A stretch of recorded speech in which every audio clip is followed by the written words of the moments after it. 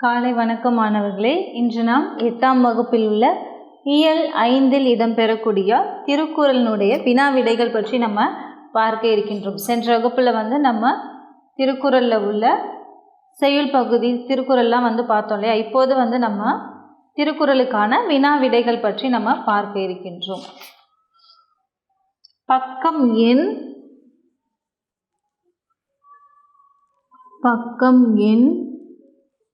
118. பக்கம் எண் பார்த்தீங்கன்னா 118. 118 உள்ள திருக்குறளுக்கான வினா விடைகள் தான் நம்ம பார்க்க இருக்கின்றோம். முதல்ல சரியான விடையை தேர்ந்தெடுத்து எழுதுக. சரியான விடையை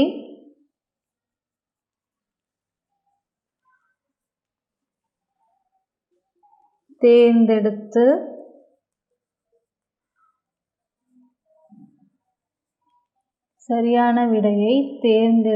எழுதுக.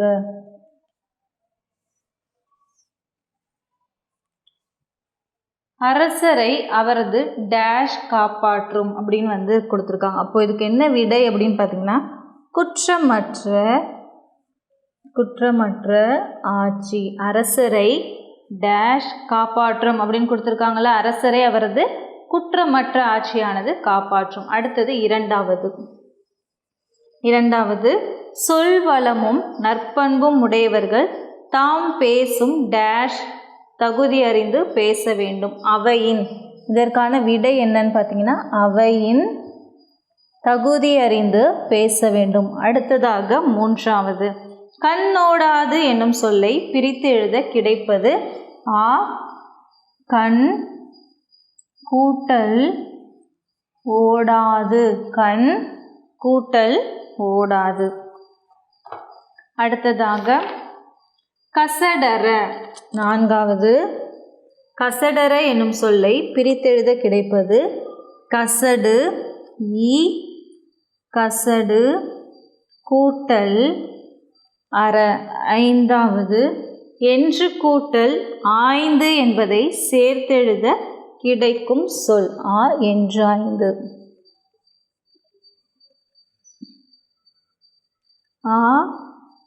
என்றாய்ந்து.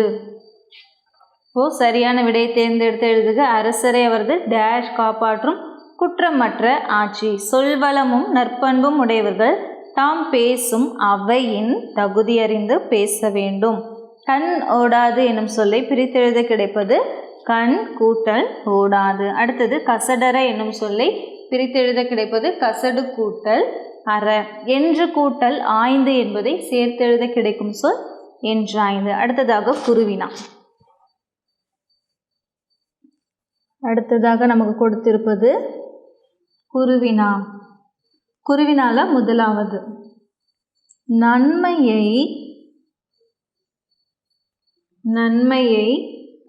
தரும்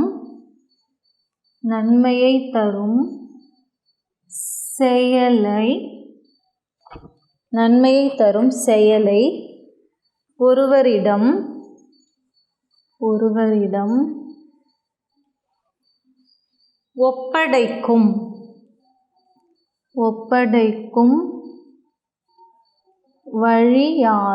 ஒப்படைக்கும் வழியாது. இப்போ குருவினா நன்மையை தரும் செயலை ஒருவரிடம் ஒப்படைக்கும் வழியாது அப்படின்னு கேட்டிருக்காங்க. அதுக்கான விடை என்ன அப்படின்னு பார்த்தீங்கன்னா, பக்கம் எண் 118. இச்செயலை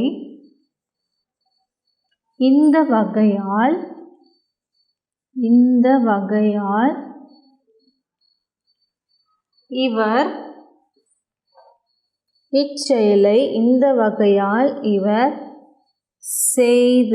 இவர் செய்து முடிப்பார்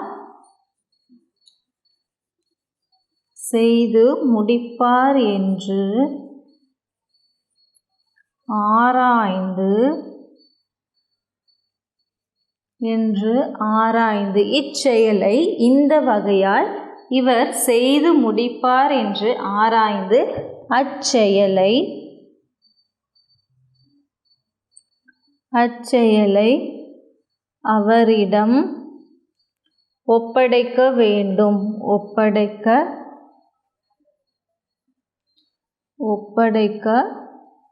வேண்டும். இப்போ முதல் குருவினா, நன்மையை தரும் செயலை ஒருவரிடம் ஒப்படைக்கும் வழி யாது அப்படின்னு கேட்டிருக்காங்க.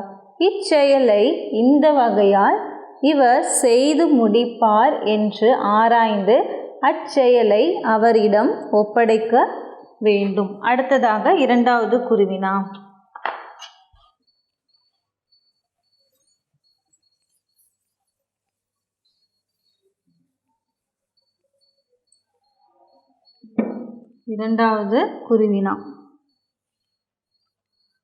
சிறந்த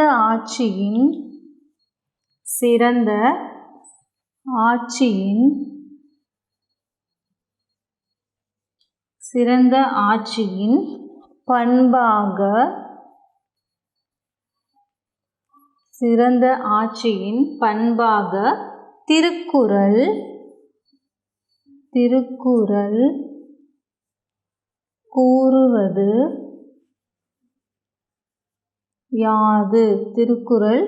கூறுவது யாது? சிறந்த ஆட்சியின் பண்பாக திருக்குறள் கூறுவது யாது அப்படின்ற குருவினா கேட்டிருக்காங்க. இதற்கான விடை பக்கம் எண் 118 கொடுத்துருக்காங்க. எதையும்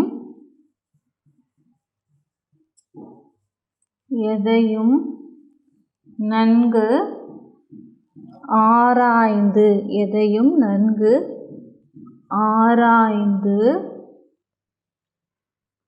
ஒரு பக்கம்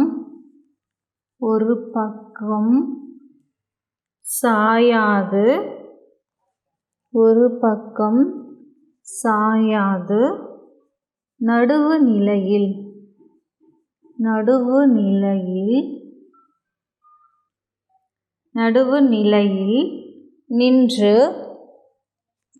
நடுவு நிலையில் நின்று நடத்துவதே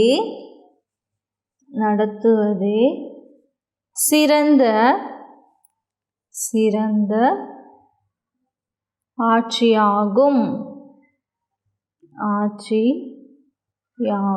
இப்போ இரண்டாவது குருவினா என்ன கொடுத்துருக்காங்க பாருங்க.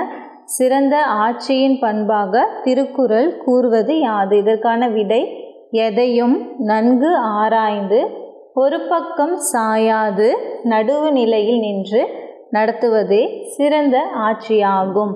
இதுதான் இதற்கான விடை. அடுத்ததாக மூன்றாவது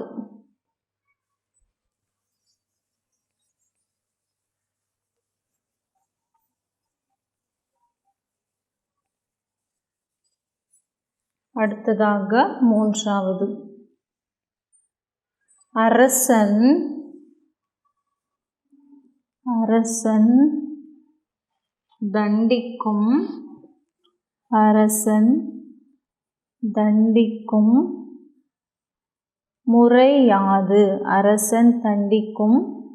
முறை யாது? இப்போ மூன்றாவது குருவினா அரசன் தண்டிக்கும் முறை யாது அப்படின்னு கேட்டிருக்காங்க. இதற்கான விடை பக்கம் எண் 118. ஒருவர் செய்த குற்றத்தை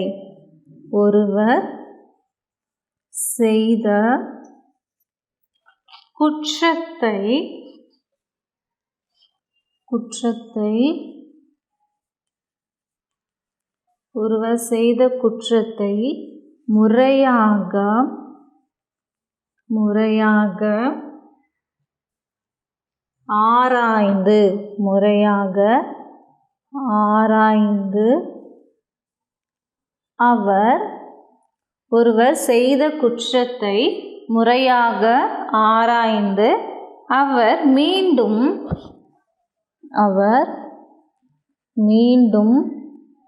குற்றம்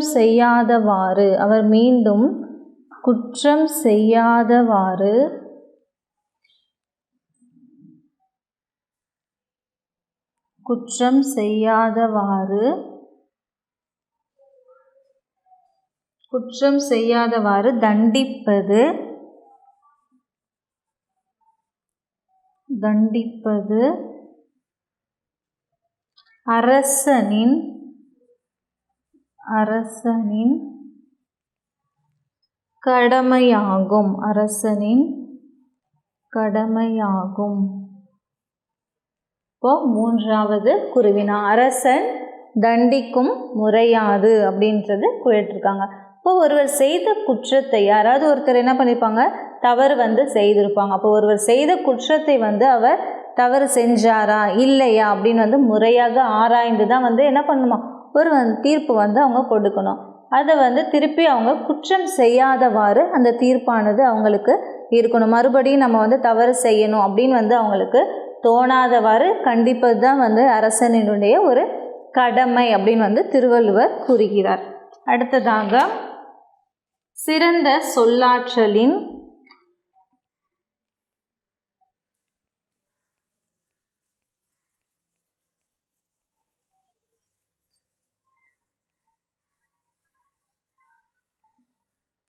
சிறந்த நான்காவது சிறந்த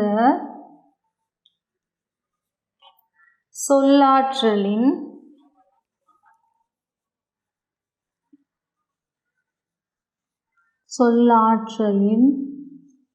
சிறந்த சொல்லாற்றலின் இயல்பு என்ன? இயல்பு என்ன? சிறந்த சொல்லாற்றலின் இயல்பு என்ன அப்படின்னு நான்காவது குருவினா கேட்டிருக்காங்க. அப்போ கேட்பவரை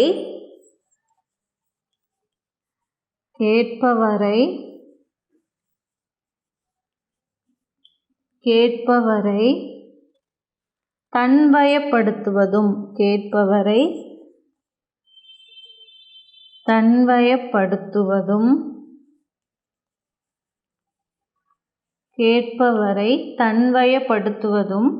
கேளாதவரைனா கேட்காதவரை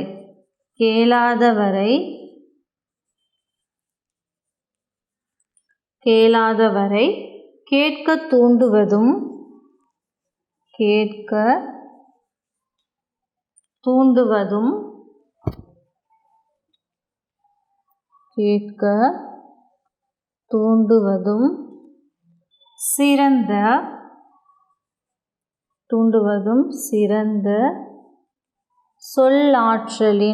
சிறந்த சொல்லாற்றலின் இயல்பு ஆகும். சிறந்த சொல்லாற்றலின் இயல்பாகும்.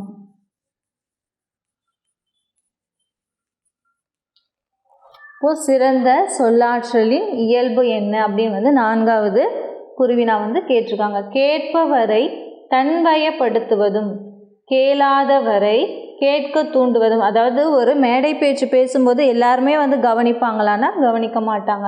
அப்போ கேட்பவரையும் தன் பக்கம் ஈர்க்கணும், கேளாதவரையும் இந்த பேச்சை நம்ம கேட்கணும் அப்படின்றது அவங்களுக்கு தோணணும். இதுதான் சிறந்த சொல்லாற்றலினுடைய இயல்பாக திருவள்ளுவர் கூறுகிறார். அடுத்ததாக நமக்கு பின்வரும் நிகழ்வுக்கு பொருத்தமான திருக்குறளை தேர்ந்தெடுக்க அப்படின்னு ஒரு பேராகிராஃப் மாதிரி கொடுத்துருக்காங்க. அது கொடுத்துட்டு இதுலேருந்து நமக்கு எந்த திருக்குறள் சரியானதாக வரும், 3 திருக்குறள் கொடுத்துட்டு இதில் எது சரியான திருக்குறள் அப்படின்னு கேட்டிருக்காங்க. இப்போ பள்ளி ஆண்டு விழா ஆலோசனை கூட்டம் நடைபெற்றது. பள்ளி ஆண்டு விழா எப்படி நடத்தலாம் அப்படின்னு சொல்லிட்டு ஒரு ஆலோசனை கூட்டம் நடத்தினாங்களாம். எல்லோரும் பேசுகிறது. அதில் கலைக்குழு தலைவராக யாரை தேர்ந்தெடுப்பது என்று பேசப்பட்டது. இந்த கலை நிகழ்ச்சிகள் எல்லாம் தொகுத்து வழங்குறதுக்கு ஒரு தலைவராக நம்ம யாரை தேர்ந்தெடுக்கலாம் அப்படின்னு பேசுகிறாங்களாம்.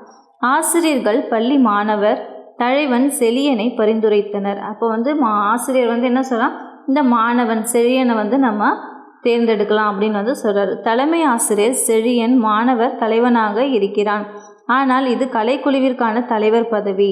நடனம், இசை, நாடகம் என அனைத்து துறைகளிலும் ஆர்வமுள்ள ஒருவரே இதற்கு தகுதியானவர். எனவே என்னுடைய தேர்வு கலையரசன் என்று நன்கு ஆராய்ந்து கூறினார். ஆசிரியர்கள் அனைவரும் சிறந்த தேர்வு என்று மகிழ்ந்தனர். உடனே எல்லாரும் என்ன பண்ணுறாங்க, இதற்கு தகுதியானவன் கலையரசன் தான். ஏன்னா அவனுக்கு நடனம் தெரியும், இசை தெரியும், எல்லாமே தெரியும். அப்போது அவன் தான் கலைக்குழு தலைவராக இருப்பான் அப்படின்னு எல்லாரும் முடிவு செய்கிறாங்களாம். அதுக்கு ஆசிரியரும் என்ன பண்ணுறாங்க, சிறந்த தேர்வு அப்படின்னு வந்து சந்தோஷப்படுறாங்க. அப்போது இதில் எந்த திருக்குறள் வந்து வரும் அப்படின்னு வந்து பார்க்கணும்.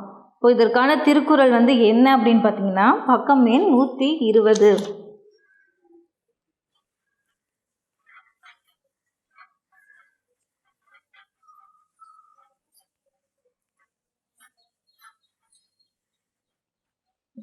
பக்கம் எண்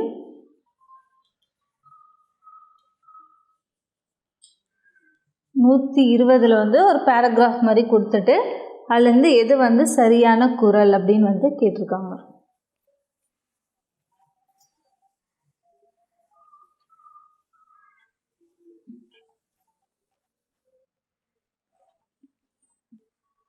இதற்கான சரியான திருக்குறள் 2வது திருக்குறள். இதனை இதனால்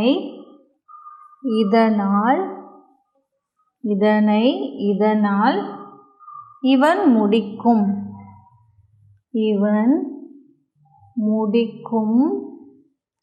இதனால் இவன் முடிக்கும் என்று ஆய்ந்து அதனை அவன் கண் விடல். என்று ஆய்ந்து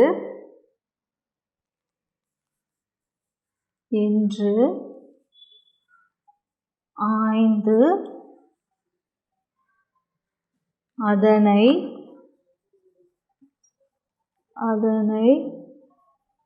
அவன் கண் விடல். அப்போ இதற்கான வந்து சரியான திருக்குறள் என்ன அப்படின்னு பார்த்தீங்கன்னா இதனால் இவன் முடிக்கும் என்று ஆய்ந்து அதனை அவன் கண் விடல். இதுதான் வந்து சரியான திருக்குறள். இதுக்கான பொருள் என்ன அப்படின்னா இந்த செயலை வந்து இவர் செய்து முடிப்பாரா முடிக்க மாட்டாரா அப்படின்னு தெரிஞ்சு தான் ஒருத்தவங்கள்ட்ட நம்ம ஒரு பொறுப்பை வந்து கொடுக்கணும். அதுதான் வந்து திருவள்ளுவர் சொல்கிறாரு, இதனால் இவன் முடிக்கும் என்று ஆய்ந்து அதனை அவன் கண் விடல். அப்போது இந்த செயலை வந்து இந்த வகையால் இவர் செய்து முடிப்பாரா என்று ஆராய்ந்து தான் ஒருவர்கிட்ட அந்த செயலை வந்து ஒப்படைக்க வேண்டும். அப்போது இந்த இதில் வந்து அவங்க யாரை வந்து தேர்ந்தெடுத்தாங்க அப்படின்னு பார்த்தீங்கன்னா கலையரசனை தான் வந்து தேர்ந்தெடுத்தாங்க. ஏன்னா அவனுக்கு தான் வந்து நடனம் தெரியும், இசை தெரியும், இதுக்கான பொறுப்பு வந்து அவனுக்கு தான் இருக்குது, இவன் தான் வந்து சிறந்த தேர்வானவன் அப்படின்னு வந்து சொல்கிறாங்க. அப்போ இதற்கான திருக்குறள் இதனால் இவன் முடிக்கும் என்றாய்ந்து அதனை அவன் கண் விடல்.